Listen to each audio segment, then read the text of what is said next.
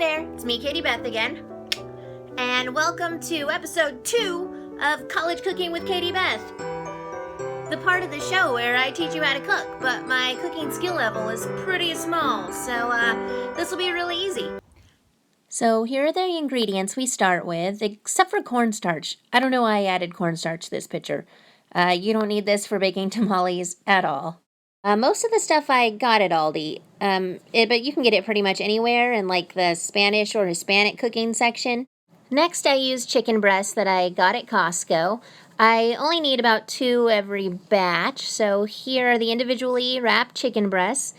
And thanks to my mom for bringing me a pack of like 5 of these little scissors. I used them to cut the chicken open. And then after the chicken is boiled for a while, I shredded it.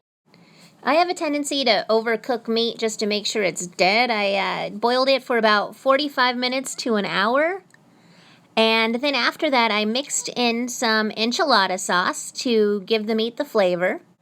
Then in a separate bowl, I mix up my dry ingredients. I use 2 cups of masa, 1 teaspoon of baking powder, 1 teaspoon of salt. I used a little more than it is in this picture. And then I blended it up.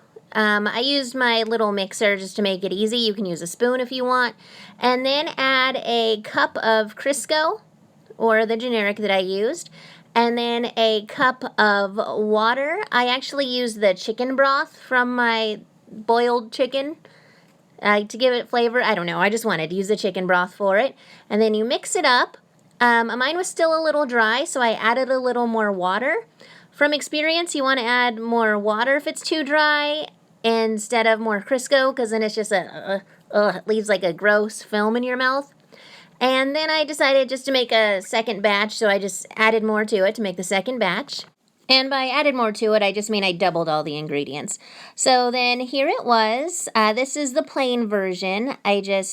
With everything that I made, you take a spatula, spatula it on. And I also added cheese to mine, so I cut up some slices of mozzarella and put that in there first. I actually really like mozzarella in tamales.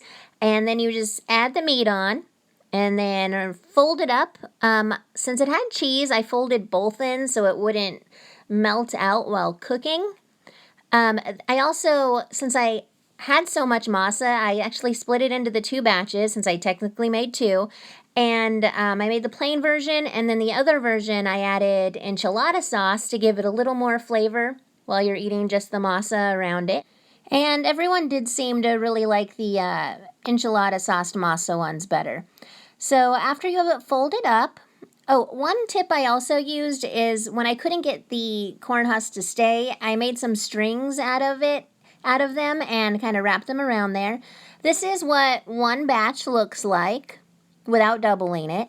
And then you just put them into a crock pot. I actually put it on high and put the lid on it, and I left it overnight for about 4 hours. They weren't done when I checked them, but at 5.5 hours, they were really perfect when I got them out.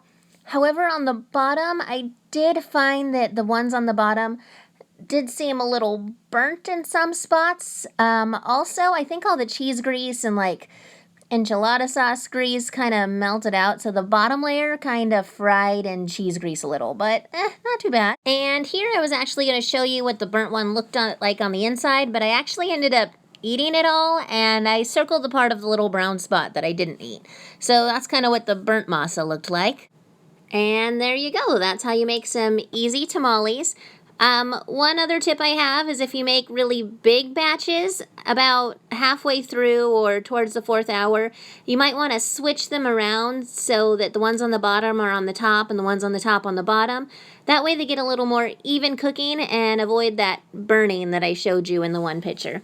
Well, thank you for watching. I hope this is helpful to you. Have a great day and Merry Christmas.